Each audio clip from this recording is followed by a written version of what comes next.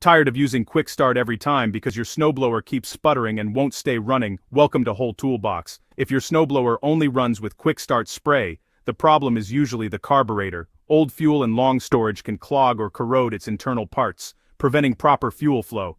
First, let's prepare your machine. Drain all old fuel from the tank and check your engine's model and serial numbers so you get the correct replacement carburetor. Remove the choke assembly.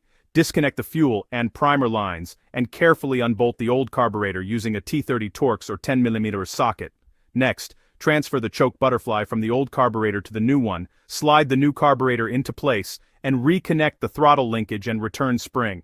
Tighten the bolts evenly to seal the gasket and reconnect the primer line. Using a little WD-40 can make this easier. Now start the snowblower. If it idles smoothly without quick start, the replacement was successful. To keep your carburetor working well, use ethanol-free fuel and drain or run the tank dry before storage. Installing a fuel shutoff valve helps prevent flooding and leaks, and a dab of anti-seize on bolts and spark plugs makes future maintenance easier.